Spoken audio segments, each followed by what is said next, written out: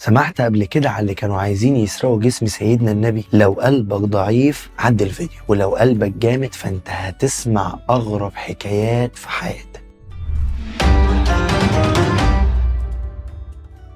من زمان ونبش القبور موجود، يعني عندنا في مصر مثلا كانوا بينبشوا قبور الفراعنه عشان يلاقوا لهم حته ذهب ولا بتاع. بس مين مجنون بقى يقرر ان هو ينبش قبر سيدنا الرسول؟ ومش مره ولا اتنين، دول 5 مرات. ركز بقى عشان هتسمعوا ده اغرب من الخيال. فاكر الحاكم بامر الله الخليفه المجنون اللي عملت لك عليه حلقه قبل كده؟ شكلك ما شفتهاش. المهم، في مره واحد من جنوده اسمه ابو الفتوح قال له بقول لك ايه يا خليفه، الناس بتروح للحجاز بالملايين عشان تزور قبر النبي، ما تيجي نجيبه عندنا في مصر ونعمل احنا فلوس من ورا الموضوع ده؟ قال له يا ابن الايه، ايه الدماغ الالماس دي؟ وراح ابو الفتوح للحجاز وقال لاهلها سلام عليكم، احنا هناخد قبر النبي واحنا ماشيين. والحقيقه انه سمع وقتها ما لا يرضيه. ومش كده وبس، ده يومها وصل له الرد الرباني لما جت ريح كانت هتشيل المدينه كلها، كانت بتشيل الخيل من على الارض الطياره. بس الحاكم ولانه كان مجنون قال لك طب ما نشوف طريقه تانية، وراح باعت كام واحد قال لهم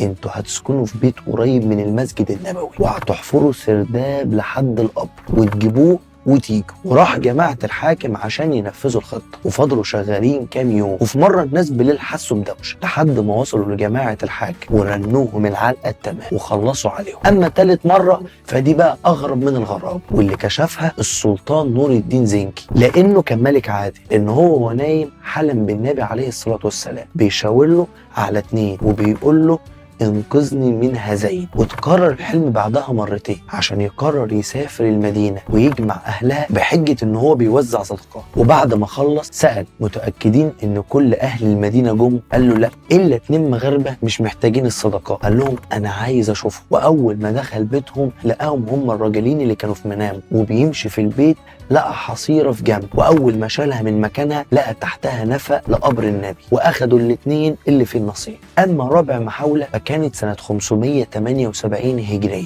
لما جماعة من الروم وصلوا للبحر الأحمر وقتلوا عدد من المسلمين، وقرروا إن هم عشان ينتقموا هيطلعوا قبر النبي من مكانه. وأول ما قربوا من المدينة كان في قوات جاية لهم مخصوص من مصر، قتلوا اللي قتلوه والباقي أسروه. أما المحاولة الخامسة لما حاول 40 راجل من سوريا ينبشوا قبر النبي، ودفعوا لأمير المدينة فلوس بالكوم. بس أول ما قربوا من الحجرة النبوية الأرض بلعتهم عشان يفضل قبر النبي في الحفظ والصون بأمر الله. وبس يا سيدي، سلام.